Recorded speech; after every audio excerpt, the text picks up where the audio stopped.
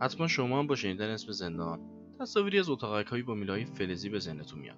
اما جالبه بدونید که زندان‌هایی در دنیا وجود داره که کاملا متفاوت با اون تصویریه که ما از زندان در ذهنمون داریم. در این ویدیو با برخی از غیر معمول‌ترین زندان‌های دنیا آشنا خواهیم شد. میریم سراغ مورد اول. زندان قفس سنجاب در آمریکا. اگر روزی برایتون این سوال پیش اومد که اسارت در یک کنسرو قولاسای چرخان چه حسی داره، باید سری به این زندان بزنید. این زندان با لقب سوزان تنبل قرار بود برای ساخت و نگهداری هزینه تا جایی ممکن کم داشته باشه و فشار بیشتری به پرداخت کنندگان مالیات وارد نکنه. قفس سنجاب دارای 3 طبقه دایره شکل بود و در هر طبقه 10 سلول شبیه برش‌های کیک داشت که به وسیله یک اهرم قابلیت چرخش و جابجایی داشتند. طراحی زندان به این شکل باعث میشد بنابر قصد اولیه مراقبت از 270 زندانی توسط 3 زندانبان صورت بگیره. هرچند روی کاغذ همه چیز خوب به نظر می رسید، اما در واقعیت سوزان تنبل کم مشکل نداشت. علاوه بر ناپایداری بنا به خاطر احداث روی یک سفره آب زیرزمینی، اگر زندانیان در هنگام چرخش مراقب نبودند ممکن بود به میان چرخدنده‌ها بیفتند. البته این زندان عجیب در سال 1969 بعد از حدود 85 سال به خاطر هشدار مارشال آتش‌نشانی تعطیل و تبدیل به جاذبه‌هایی برای توریست‌ها شد. میریم سراغ مورد دوم. زندان فورتزا مدیسا در ایتالیا. در بسیاری از جاهای دنیا هر گونه رابطه با افراد درون زندان ناخوشایند تلقی میشه، اما در نمایشی غیر معمول از اعتماد مردم شهر والترا ایتالیا ثابت کردند در صورت احترام به زندانیان ممکن است نتایج مثبتی حاصل شه. این زندان در طول سال چند نوبت به رستوران تبدیل میشه و نکته جالب اینجاست که میزهای این رستوران از ماه‌ها پیش رزرو میشه. تمامی کارهای رستوران توسط زندانیان انجام میشه و مسئولان زندان تلاش میکنه از این طریق آنها را برای بازگشت به جامعه آماده کنند.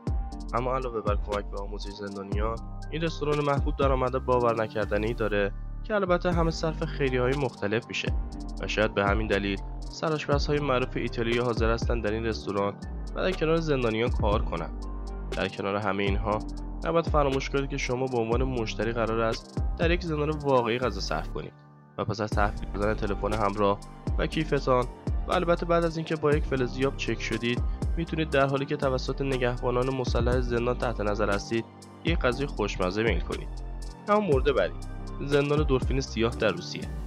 اگر دارید به این فکر میکنید که دلفین سیاه نام چندان ترسناکی برای یک زندان نیست، باید بگم که دارید زود قضاوت میکنید. دلفین سیاه آخرین منزل بعضی از بدترین جنایتکاران روسیه است و برای فرستاده شدن به این زندان دست کم باید حبس ابد داشته باشید. هرچند که در این زندان تنوع عجیبی از بدترین آدم‌های روسیه مانند قاتل‌ها و تروریست‌ها وجود دارد، اما در حال حاضر گل سرسبد دلفین سیاه ولادیمیر نیکلایف است. دلیل حضور ولادیمیر در این زندان قتل یک مرد در حین دعوا و سپس پختن و خوردن جسد وی است. هنوز تمام نشده. ولادیمیر سپس دوستان و آشنایانش را دعوت می‌کند و با وعده سرو کردن گوشت کانگورو جسد مرد نگونبخت را به خوردن آنها می‌دهد. اما مورد بعدی، زندان آرونخوئز در اسپانیا. حضور در زندان علاوه بر محدودیت و مرارت زیاد برای زندانی، عموما خانواده او را هم به شدت تحت تاثیر قرار میده و این تاثیر در صورت وجود کودکی کمتر بیشتر هم خواهد شد.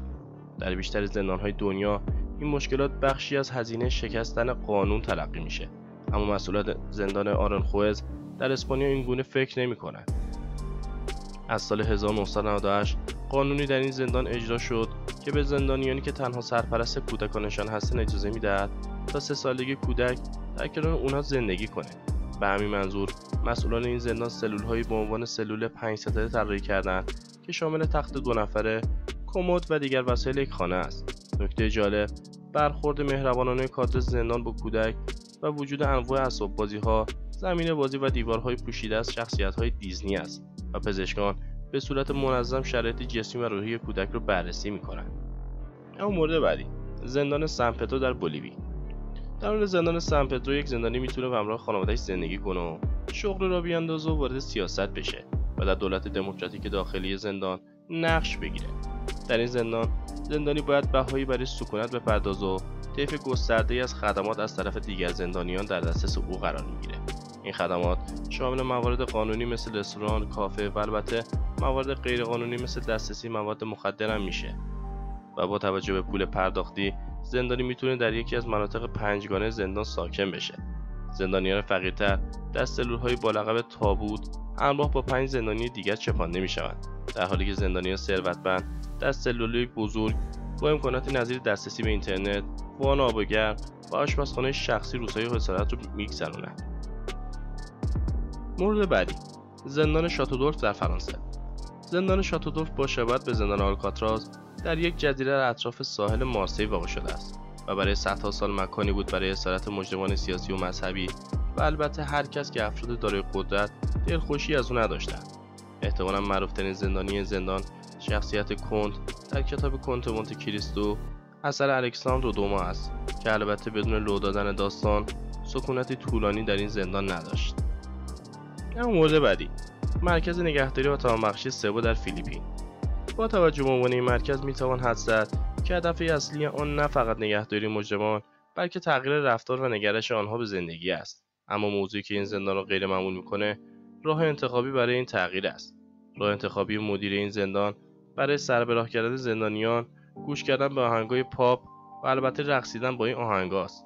در سال 2006 ویدیویی از این مرکز در دنیا محبوب شد که حاوی تصاویری از رقصیدن گروهی زندانیان با آهنگ تریلر مایکل جکسون بود و این محبوبیت به قدری بود که نتفلیکس مستندی با نام زندان شاد در مورد این مرکز ساخت. امیدوارم که از این ویدیو لذت برده باشید. یادتون نره حتما کانال ما رو لایک و سابسکرایب کنید که باعث دلگرمی ماست.